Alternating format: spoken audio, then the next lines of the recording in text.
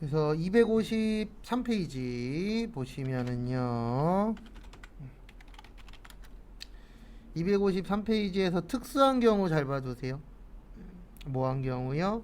특수한 경우. 그거 시험 문제 출제가 잘 되니까요. 그 부분 좀 잘 봐주시기 바랍니다. 그래서 첫 번째 보시면 간주임대료라고 있어요. 참고로 이 간주임대료는 실기 문제로도 나옵니다. 그러니까 제가 이론을 지금 빨리빨리 넘어가는 게, 이론은 6점이거든요. 세 문제. 근데 부가가치세 실기가 두 문제 나오는데 그게 10점이에요. 그리고 소득세 두 개 나오는데 4점이거든요. 실기 두 개 나오는데 15점이에요.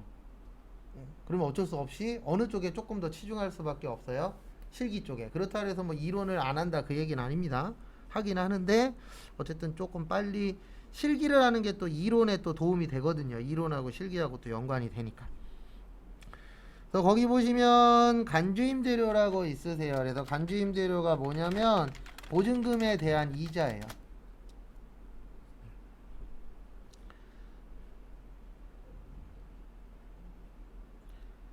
뭐에 대한 이자라고요? 보증금에 대한 이자. 그래서 간주 임대료. 근데 이 간주라는 건 진짜라 그랬나요? 가짜라 그랬나요? 가짜라 그랬죠. 그래서 날짜 잡기 애매한 것들은 다 과세기간 종료일로 하도록 되어 있어요. 이거 참고하시고.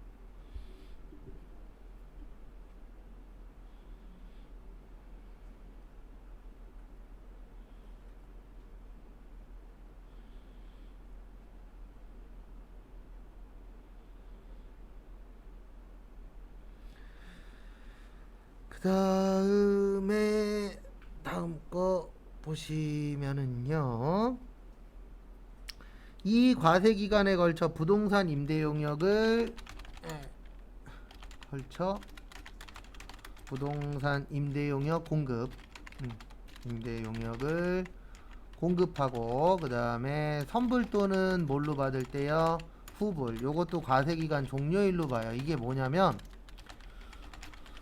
솔직히 후불은 많지 않아요. 왜냐면 후불해주면 도망가니까. 그래서 선불 같은 경우에는 종종 있는데 뭐 이런 경우입니다. 만약에 월세를 5개월치를 선납했어요.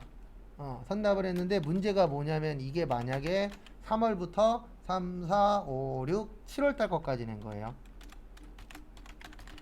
그러면 이 문제가 생겨요. 1기 예정이 3월에서 1월에서 몇 월까지죠? 3월. 그 다음에 1기 확정이 4월에서 몇 월까지예요? 6월. 그 다음에 2기 예정이 7월에서 9월이잖아요. 그러면 이거는 총 몇 달치가 섞여 있는 거예요? 몇 개가 섞여 있는 거예요? 3개가. 맞죠? 근데 그렇다 그래서 이거를 한 번에 돈 받았으니까 다 내라 이러지도 못해요. 근데 왜 이러지도 못하냐면은 딴 것 때문이 아니고 저것 때문에 그래요. 뭐 때문에 그러냐면은 이걸 선납했다가 나중에 일부 만약에 이 사람이 6월 달까지만 살아. 그러면 7월 달 거는 다시 돌려줘야 되는 상황이 올 수도 있어요, 없어요? 있겠죠. 그래서 다 잡는 게 아니고 그 기간에 해당됐을 때. 그래서 3월 달 거는 요때까지 신고하는 거예요. 4월 25일까지. 그 다음에 4월에서 6월 거까지는 7월 25일까지 신고하시면 되고, 그 다음에 7월 거는 10월 25일까지 신고하면 되는데, 날짜는 어떻게 하도록 되어 있냐면 3월 거는 3월 31일 무조건 마지막 날로 하는 거예요. 애매하면. 그 다음에 4월에서 6월 거는 6월 30날 돈 받았다고 생각하고 뭐 내라? 세금 내라. 요거는 9월 30이라고 생각하고 뭐 내시는 거예요? 세금 내시는 거예요. 이렇게 되어 있어요. 그래서 거기 보시면 과세기간 종료일이라고 되어 있죠. 그래서 그 마지막 날 돈 받았다라고 생각하고 뭐 내라? 세금 내라. 솔직히 국가는 언제 받았든 솔직히 크게 상관없어요. 그 날짜에만 맞춰서 뭐만 잘 내시면 돼요. 세금만 잘 내시면은 됩니다. 그래서 그 부분은 참고를 좀 해주시고요. 그 다음에 저기로 오세요. 255페이지 영세율과 면세.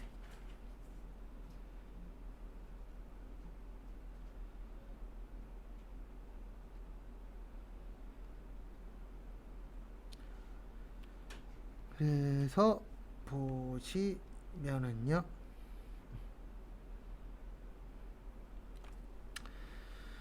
영세율은 이렇게 이해를 해주셔야 돼요. 우리 영세율과 면세가 있는데 영세율은 완전 면세제도.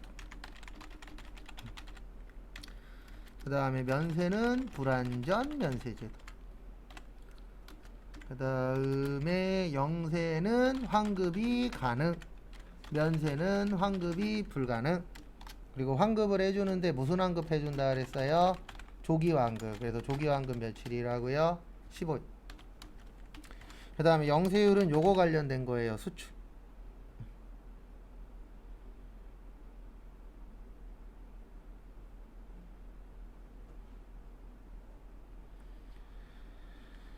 그 다음에 면세는 기초생활 필수품. 그 다음에 저소득층. 그 다음에 역진성 완화. 그 다음에 뭐 주고받는다고요? 계산서.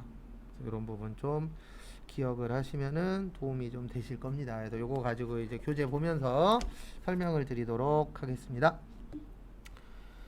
그래서 첫 번째로 거기 보시면 영세율이라고 있어요. 그래서 영세율 그러면 일단 기억을 해 주셔야 되는 게 뭐와 관련됐을 때 영세율이 되는 거라고요? 수출과 관련됐을 때. 근데 이제 세무 쪽에서는 요걸 좀 보셔야 돼요.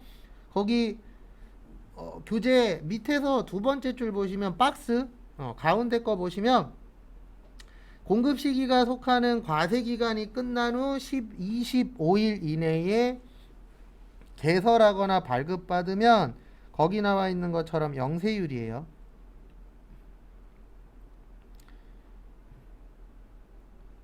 그래서 이게 무슨 뜻이냐면요. 이거 얘기하는 거예요. 뭐 얘기하냐면 우리 아시는 분들은 아시겠지만 우리나라는 이걸로 먹고 사는 나라잖아요. 수출. 그러니까 수출하는 회사들한테 혜택을 줘야 돼요. 그래서 그 혜택 중에 하나가 뭐냐면 이 부분이에요. 이 그 내국 신용장하고 구매 확인서 있잖아요. 이거를 아무리 늦어도 언제까지만 갖고 오면 되냐면 과세기간 종료일로부터 며칠 이내요? 25일. 근데 이게 문제가 하나 있습니다. 어떤 문제가 생길 수가 있냐면 이런 문제가 생길 수가 있어요. 어떤 문제가 생길 수가 있냐면은 이거 25일 날 갖고 오면 문제가 생겨요. 왜냐면 25일 날이 신고민 납부하는 날이잖아요. 그러면 대부분 그날 오전에 끝내거나 그 전날 끝내놔요. 그러니까 미리 끝내놓고 하루 정도 대기하기는 합니다. 근데 만약에 25일 날 이거를 갖고 와서 영세로 끊어달래. 그러면 예전에 과세로 끊어놓은 건 잘한 거예요? 잘못한 거예요? 잘못한 거죠. 그러면 무슨 신고를 하셔야 돼요? 수정 신고를 또 하셔야 돼요. 그래서 이게 그 어떻게 보면 수출하는 회사한테 혜택을 주는 거는 잘못된 건 아닌데 좀 너무 과하게 혜택을 줬어요. 그래서 언제까지만 갖고 오면 인정을 해주겠다? 25일까지만 가지고 와라. 그러면 인정을 해주겠다. 이렇게 되어 있어요. 그래서 저는 이 부분에 대해서는 별로라고 생각하는 사람 중에 한 명. 그 다음에 다음 페이지. 그래도 요건 좀 알고 계셔야 돼요. 내국 신용장하고 구매 확인서는 신고하는 날까지만 갖고 오면은 인정을 해줍니다. 그거 참고하시고.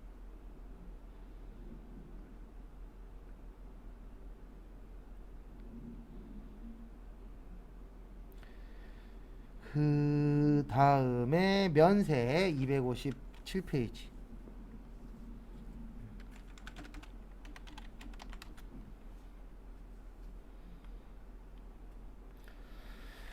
그래서 257페이지 보시면 면세입니다. 그래서 면세는 기억해 주셔야 되는 게요.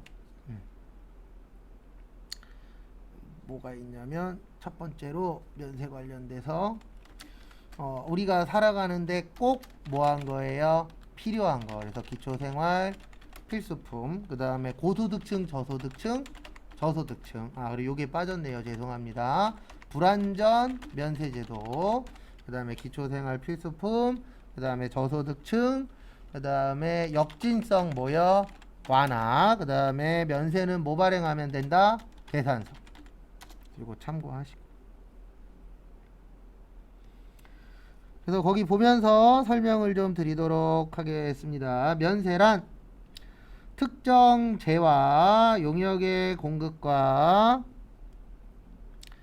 그 다음에 용역의 공급과 재화의 수입에 대하여 부가가치세를 면제해 준다. 그래서 무슨 제도라고 해요? 면제 제도라고 하시죠. 그래서 그거 참고하시고, 그 다음에 부가가치세법상 면세로 규정된 것은 당초부터 과세 대상에서 제외됩니다. 왜냐하면 면세는 과세가 될 수가 없잖아요. 그래서 그 부분 참고하시고,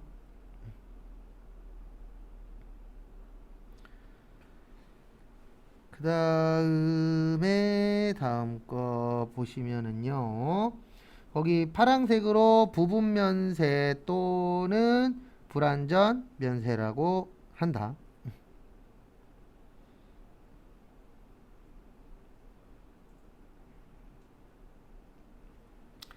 그 다음에 면세제도의 취지 거기 1번 잘 봐두세요. 그거 종종 출제가 됩니다. 역진성 완화.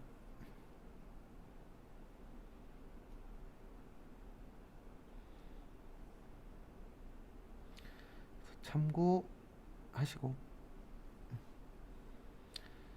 그 다음에 또 다음 거 보시면은요, 요거 잘 물어봅니다. 시험에 거기 보시면은 면세 대상, 요거는 좀 유심히 잘 봐두세요. 시험에 좀 잘 나오는 편이니까요. 그래서 거기 보시면 기초생활 필수품 1번 미가공 식료품. 그래서 미가공 식료품은 제가 여러 번 설명드렸지만 국내든 수입이든 다 면세라는 거. 그래서 대표적인 게 쌀, 야채, 과일, 생선, 고기, 이런 것들이 이제 대표적인 뭐예요? 면세.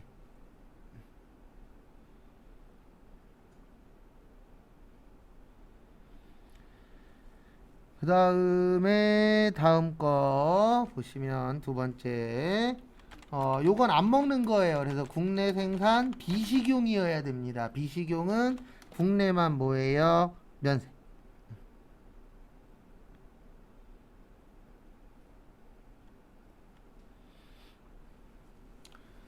그 다음에 수돗물은 면세. 왜냐면 우리 살아가는데 수돗물 필요하죠. 그 다음에 연탄과 무연탄도 면세예요. 왜냐면 대부분 연탄은 저소득층에서 많이 사용을 하니까요. 5번 여객운송 용역의 별표 3개 치세요. 세무는 이 여객운송 용역을 사랑해요.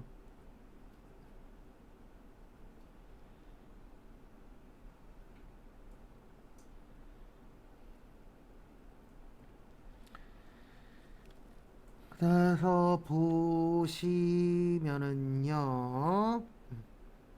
여객운송 영역에서는 두 가지 기억하셔야 돼요. 하나는 뭐냐면 고속버스 있죠? 고속버스는 일반 버스만 모여 면세.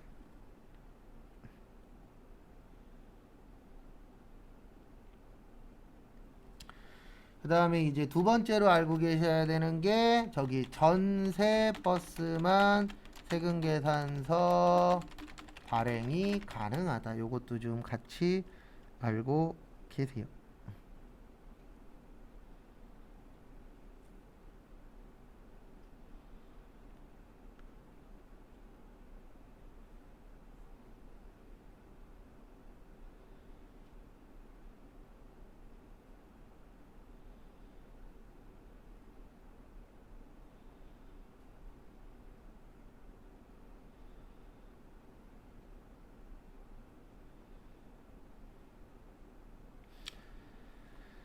그 다음에 또 다음 거 보시면은요, 요거 잘 기억하고 계세요. 이거 진짜 잘 물어봐요 시험 때. 그리고 고속버스는 일반 버스, 그 다음에 전세버스만 세금 계산서 발행 가능하다. 좀 봐두시고.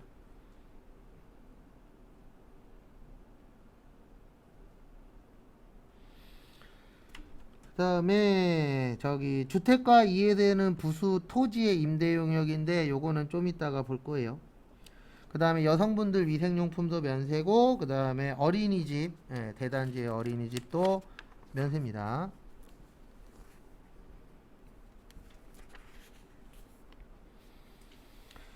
그다음에 258페이지 258페이지 보시면 거기 위에 빈 공간에다 요거 하나만 적어주세요. 이것도 회계하고 세무에 한 4-5번 정도 출제가 됐었는데 약국 요번 시험 잘하면 약국 문제 나올 수 있어요. 왜냐면 최근에 약국 내용이 뭐 좀 이상한 내용이긴 했지만 어쨌든 약국이 한번 이슈화 됐잖아요. 하나에 5만원씩 파는 약국 대전인가 대구에 어쨌든 이슈화가 되면 시험 때 나올 확률이 조금이라도 생겨요. 그래서 약국 나오면은 요렇게 좀 기억을 해 주십시오. 조제 용역은 면세. 그 다음에 일반 의약품은 과세. 요것 좀 봐두세요.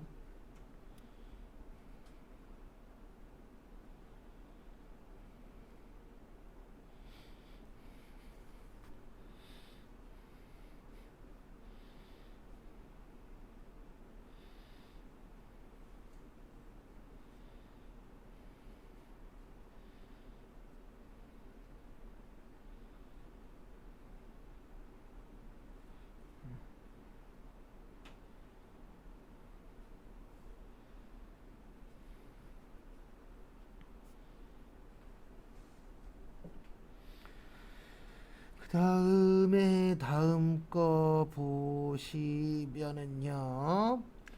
거기 의료보건 용역은 면세고 혈액도 면세인데 성형수술은 과세입니다. 성형수술은 과세라는 거 참고하시고요.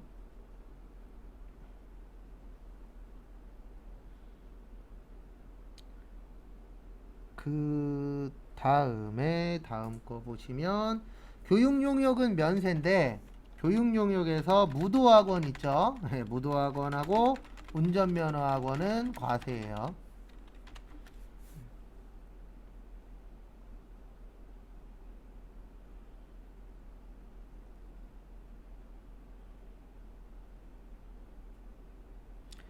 그 다음에 거기 광고도 과세입니다. 광고 과세.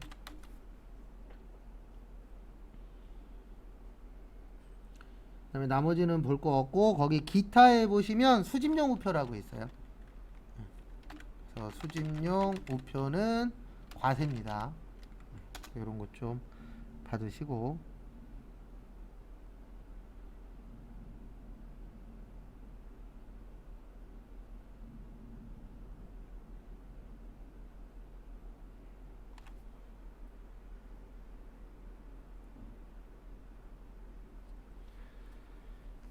그 다음에 교재는 259페이지.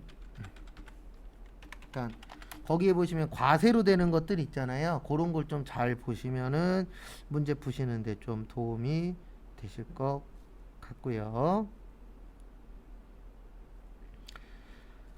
그 다음에 요것도 시험 문제 이거는 한 번씩 출제된 적이 있었습니다. 259페이지 보시면 주택 면적이 사업용 건물 면적보다 크면 요때는 전부를 주택으로 봐요. 그 다음에 주택 면적이 사업용 건물 면적보다 작거나 같으면 요때는 주택만 주택으로 봅니다. 그러니까 이게 무슨 뜻이냐면 이게 임대하고 관련이 있는 문제예요. 그러니까 임대라는 게 우리가 빌려주는 거잖아요. 그러면 일단 빌려주려면은 집을 지어야 됩니다. 그래서 집을 짓는데 그 집을 지을 때에 요즘에 일명 주상복합이라고 표현을 하잖아요. 그래서 주상복합을 지어서 빌려줄 거면 집을 좀 더 넓게 지어라. 집을 좀 더 많이 지어라. 근데 왜 이렇게 해서 유도를 하냐면 우리가 이런 얘기 하잖아요. 어떤 얘기 하냐면은 집값이 떨어지려면 집이 많아야 된다. 이런 얘기 해요, 안 해요? 하죠. 왜냐면 집이 많아지면은 집을 살 수 있는 사람의 확률이 올라가잖아요. 그럼 집값이 안정화가 될 것이다. 이걸 유도하기 위해서 집을 더 많이 지으란 얘기예요. 이게 상가예요. 그래서 상가보다 집을 더 많이 지으면은 전부를 집으로 봐줄게. 이게 무슨 뜻이냐면 전부 다 면세로 인정해준다는 뜻이에요. 근데 집을 조금 지었네. 그러면 집만 집으로 봐주겠다. 이런 내용입니다.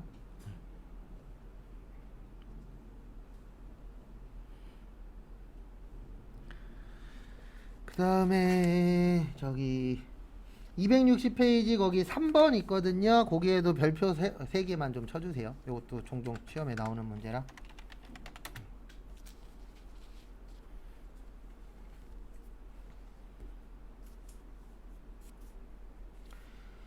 그래서 요거는 설명을 좀 드릴 겁니다. 요거 앞으로 한 시험 볼 때까지 한 3-4번 쓸 건데, 토지가 있고 건물이 있고 그 다음에 국민주택규모 초과가 있고 국민주택규모 이하가 있어요.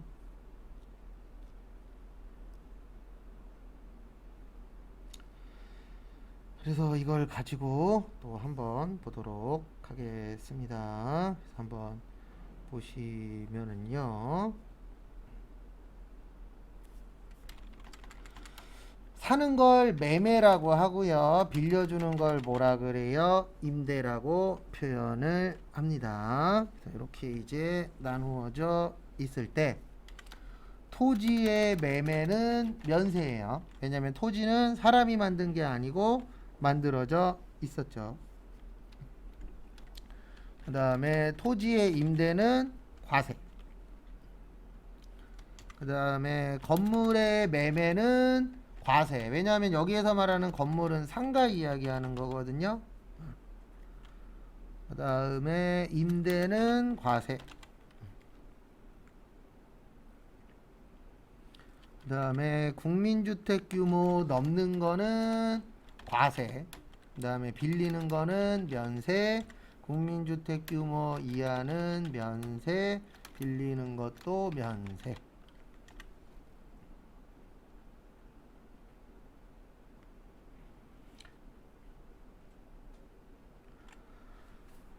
그래서 보시면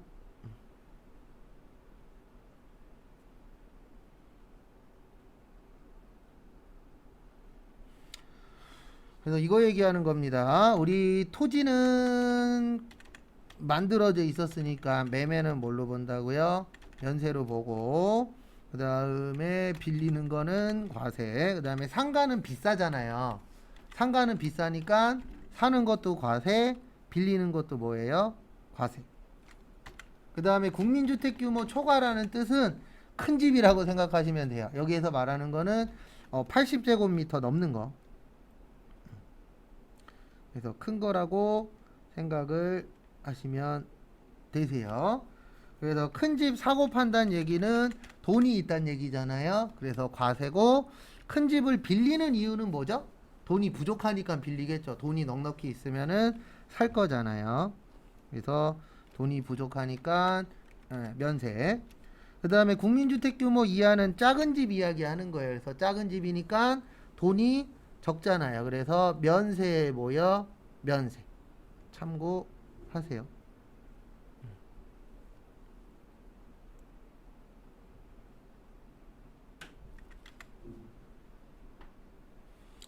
그 다음에 거기 밑에 보시면 조대등내 제한법상 국민주택 면세라고 되어 있고, 그 다음에 영유아용 기저귀하고 분유도 면세입니다. 그 다음에 261페이지.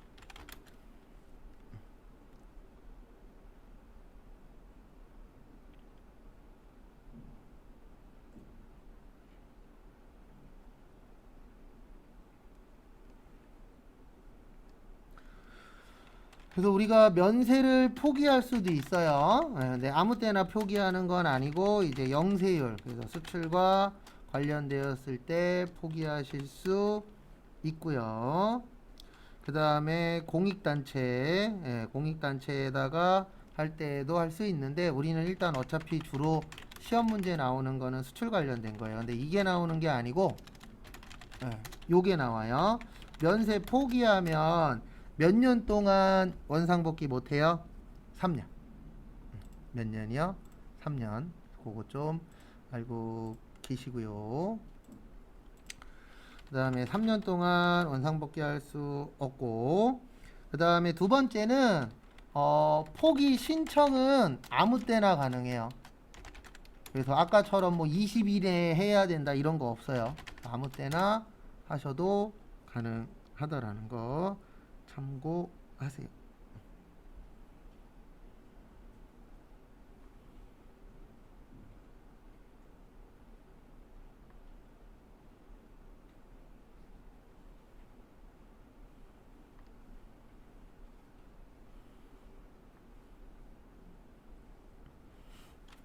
그래서 그것 좀 봐주세요.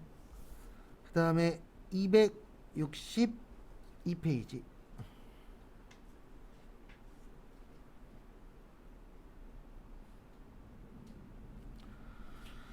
그래서 262페이지 보시면은요.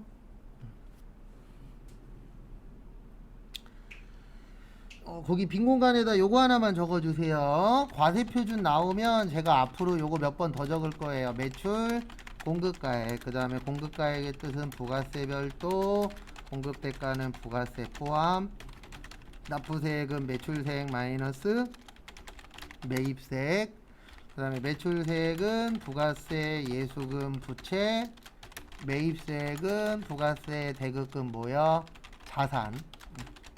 그래서 우리 초반에는 뜻풀이가 중요하다라고 여러 번 강조했었죠.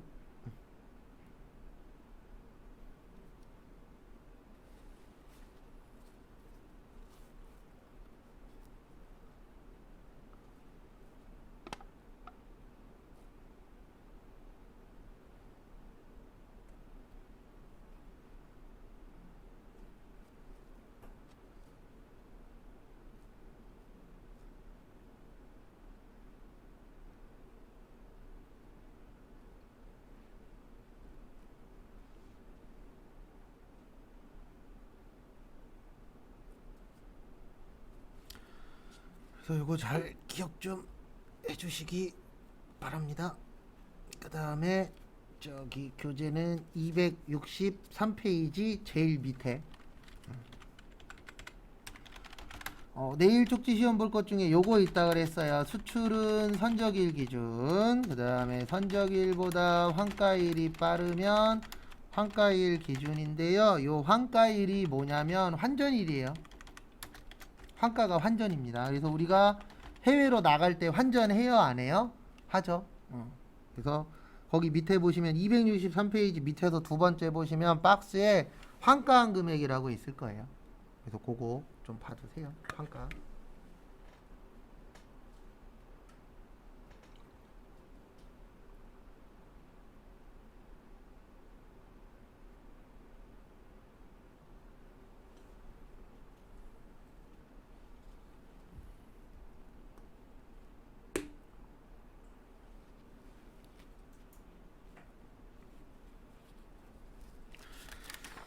그 다음에 264페이지 요거는 예전에 쪽지 시험을 한번 봤었던 겁니다. 그래서 뭐냐면은요 이거 얘기하는 거예요. 뭐 얘기하냐면 과세표준에 포함되지 않는 것. 과세표준에 포함 안 되는 거는 이렇게 나누어지죠. 매출 할인 및 애누리 매출 할인. 그래서 과세표준에 포함 안 된다는 얘기는 세금 안 낸다는 얘기예요. 그러면 환입이 반품한 거잖아요. 그러면 반품한 건 세금 낼 필요 없다. 그 다음에 애누리는 깎아준 겁니다. 깎아준 것도 세금 낼 필요 없다. 그 다음에 매출 할인도 깎아준 거예요. 그래서 우리가 반품하거나 깎아준 부분에 대해서는 뭐 낼 필요가 없다고요? 세금을 납부할 필요가 당연히 없겠죠. 그래서 참고하세요. 그 다음에 두 번째 지급지연으로 인한 연체이자. 근데 제가 이거 적어드릴 때마다 순서가 약간씩 바뀔 수도 있어요. 저도 기억나는 대로 적는 편이라. 그래서 이거 참고하시고요. 그래서 이게 뭐냐면 원래 이번 달에 돈을 주기로 했어. 돈을 받기로 했어요. 근데 상대방이 갑자기 이번 달에 돈이 없대. 그래서 두 달 후에 주겠대. 이럴 수도 있어요, 없어요? 있죠. 네, 그런 경우에 이제 이자를 받잖아요. 원래 원칙은 늦게 받으면 이자 받도록 되어 있어요. 근데 대부분 이자는 바라지 않습니다. 원금이라도 주면 다행이잖아요. 요즘 시대가 좀 각박해져 갖고 남한테 돈 빌려주면 딴 게 문제가 아니고 이자도 안 바래요. 그냥 정해진 날짜에 원금만 받아도 다행인 시대가 돼버렸기 때문에 돈 빌려주는 거는 고민 많이 해봐야 됩니다. 워낙 못 받는 경우가 많아서. 그래서 유튜브에 제가 보는 채널이 있는데 당했다 그러더라고요. 장난친 거에. 수염을 길렀는데 얼마였더라? 50만 원 주면은 수염 깎는다 그랬어요. 네. 근데 장난친 거예요. 1원 들어왔는데 수염 밀었어요. 근데 뭐에 당했냐면, 그러니까 이거는 확인 안 한 놈도 욕 먹기는 할 건데 뭐에 당했냐면은 거기에 이름에다가 장난친 거예요. 신한은행 50만 원으로. 네. 근데 그걸 이제 50만 원만 보고 50만 원 들어왔구나 그래갖고 6개월 동안 기른 수염을 밀었다고. 모르겠어요. 요즘 뭐 별의별 일이 다 있어서. 그래서 돈 받는 것도 어쨌든 확인 잘 해야 돼요. 이게 참 시대가 시대인지라. 그 다음에 보실 게 지급 지연으로 인한 연체이자까지 봤죠. 그 다음에 국고보조금과 공공보조금인데 요거는 요렇게 기억을 하셔야 돼요. 간접이에요. 직접이 아니고. 그러니까 국가에서 지원을 해주는데 직접적인 지원이 아니고 간접적인 지원. 그래서 뭐 기계를 사면은 돈 지원해 줄게. 아니면 뭐 직원을 채용하면은 직원한테 보조금을 줄게. 이런 식으로 직접 물건을 파는 게 아니라 간접적으로 도움 주는 거. 이런 것들도 뭐예요? 세금 안 내도 됩니다. 왜냐면 이거는 국가와 관련된 부분이 좀 크다 보니까 요거에 대해서는 세금 안 내셔도 돼요.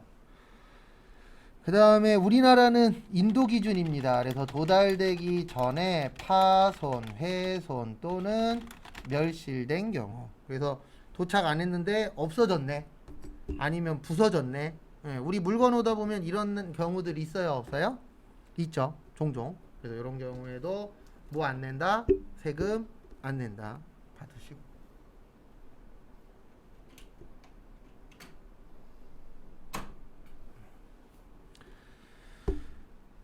그 다음에 또 보실 거는요.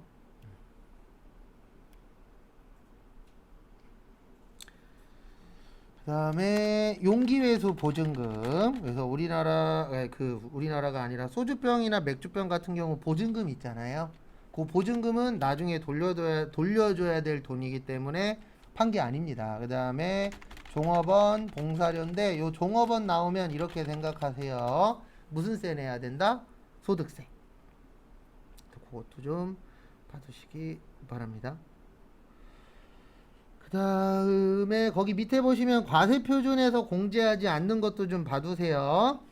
대손금 공제 안 하고 판매장려금, 하자보증금 그런 부분에 대해서도 공제 안 합니다. 그 다음에 여기부터는 이제 세무예요. 266페이지.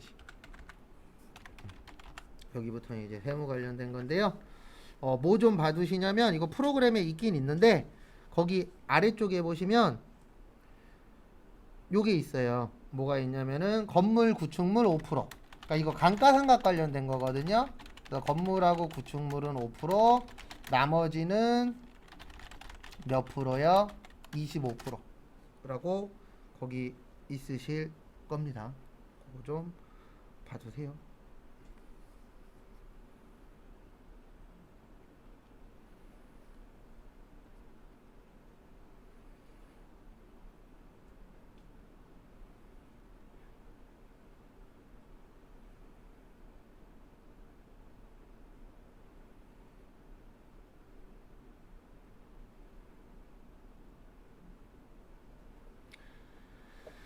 그다음에 다음 거. 그다음에 저기 좀 봐주세요. 260 몇 페이지냐? 267페이지 거기 3번에 두 번째 줄에 보시면 요건 나중에 실기할 때 설명드릴 건데요. 거기 보시면은 5% 있을 거예요. 아래쪽에. 그래서 면세 공급가액 비율이 몇 프로 미만이요? 5% 미만이면 없는 것으로 보여. 그러니까 없는 것으로 본다는 얘기가 뭐냐면 안 해도 된다는 얘기입니다. 근데 요건 나중에 실기하면서 설명 한번 드릴게요.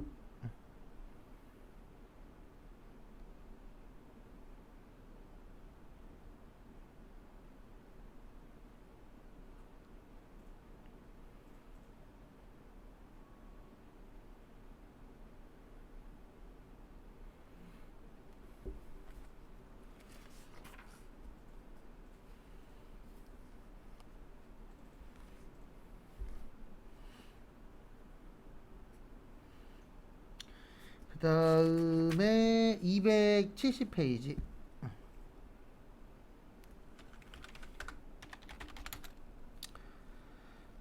270페이지 보시면 여기에서 우리한테 중요한 거는 간주임대료예요. 무슨 임대료요? 간주임대료. 그래서 간주임대료 얘기 아마 종종 할 겁니다.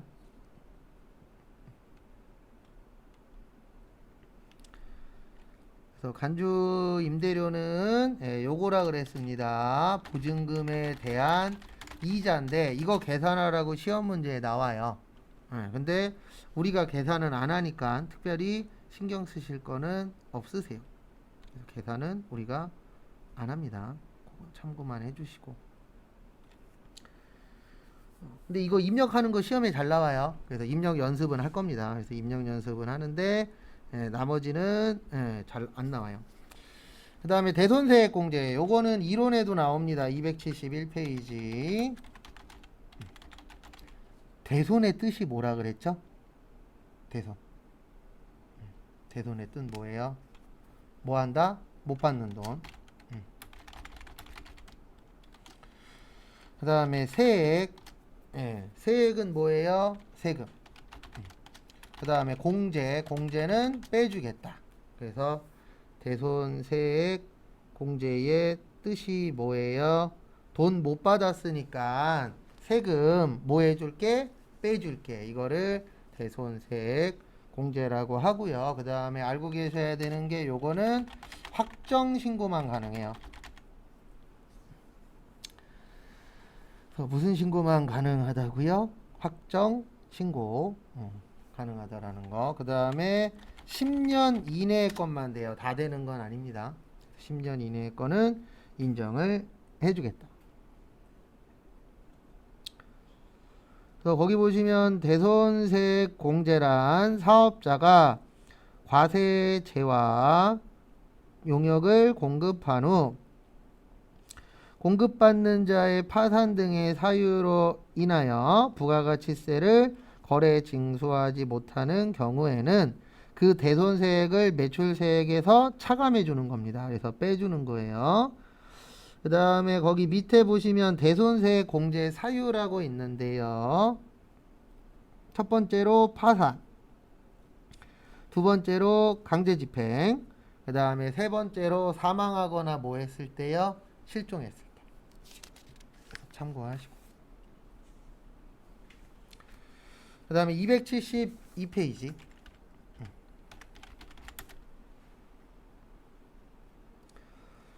그 다음에 회사 정리됐을 때, 그 다음에 상법상의 소멸시효. 소멸시효가 법정기간입니다. 그래서 법에서 정해놓은 기간들이 있어요. 그래서 그 기간을 넘기면은 더 이상 법에서는 어떻게 할 수가 없습니다. 그걸 무슨 기간이라 그래요? 소멸시효 기간. 그 다음에 6번이 중요합니다. 우리한테는 요거 대빵 잘 나와요. 수표나 어음은 부도 발생일로부터 몇 개월이 지나야 돼요? 6개월.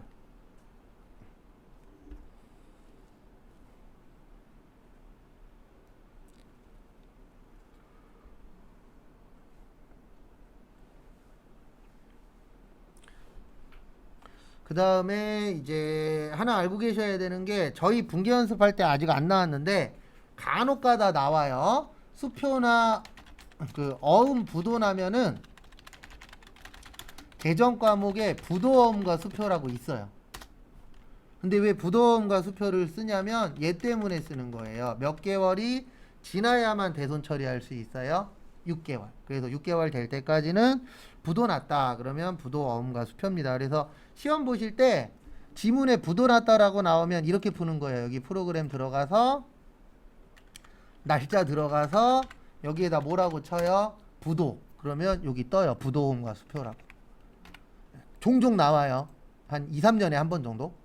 2, 3년에 한 번씩은 출제가 되니까 그 부분은 참고를 좀 해주시기 바랍니다. 그 다음에 7번 보시면 회수기일이 6개월 이상 경과한 채권 중 30만원 이하. 그래서 이거를 일명 소액 채권이라고 해요. 그래서 30만원 이하의 채권인데 몇 개월이 경과한 거예요?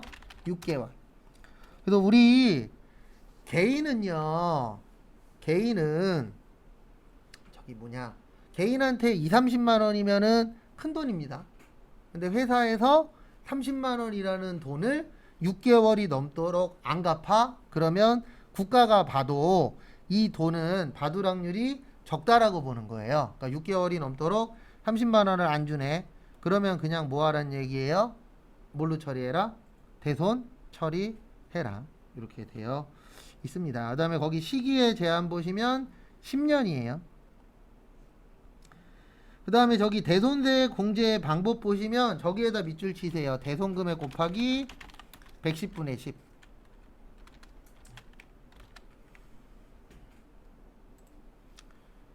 110분의 10. 이 110이 나오면은요, 무조건 이 금액은 부가세 포함한 금액이에요. 설명은 다 드릴 겁니다.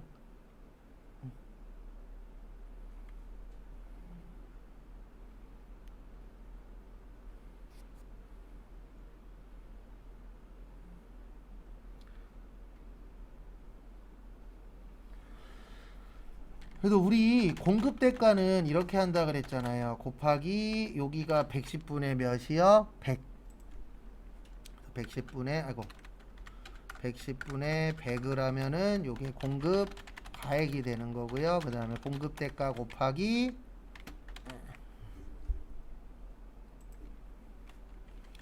110분의 10 하면 요게 부가세예요. 그래서 거기에 아무 말이 없어도 110이라고 나오면 뭐 포함해서 처리하는 거예요? 부가가치세 포함해서. 참고하시고.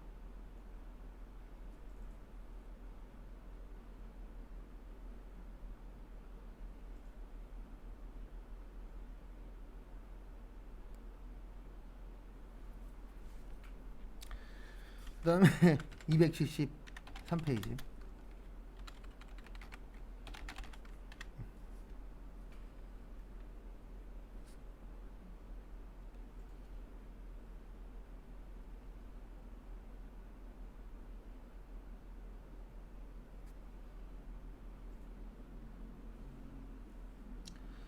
그래서 보시면 거래징수, 그래서 보시면은요, 부가가치세 부담을 최종 소비자에게 전가시키기 위해서는 거래의 각 단계별로 납세 의무자인 사업자가 재화 또는 용역을 공급하는 때에 과세표준의 부가가치세율 10%를 적용하여 계산한 부가가치세를 그 공급을 받는 자로부터 징수하여야 하는데, 이를 무슨 징수라 그래요? 거래 징수라고 합니다. 그래서 거래 징수의 뜻이 뭐냐면 거래하면서 세금 주고받으란 뜻이에요. 그래서 요거를 거래 징수라고 합니다. 그 다음에 요거는 아까 했고, 그 다음에 교재는 274페이지. 요거까지 보고 잠깐 쉬면 될 것 같아요.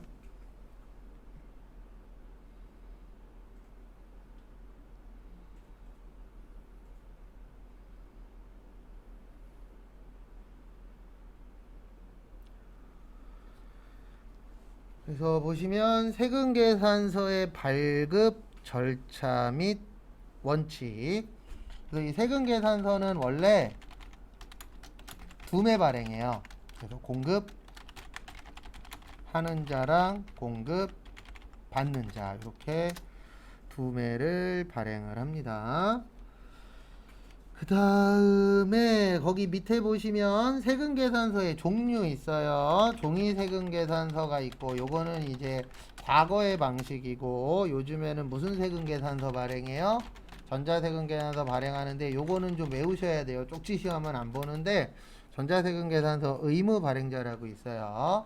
법인하고 그 다음에 개인 중에서는 직전연도 공급 가액이 3억 원 이상, 그러니까 1년에 매출액으로 3억 원이 넘는 회사들은 무조건 전자세금계산서로 발행해라, 이렇게 되어 있으세요.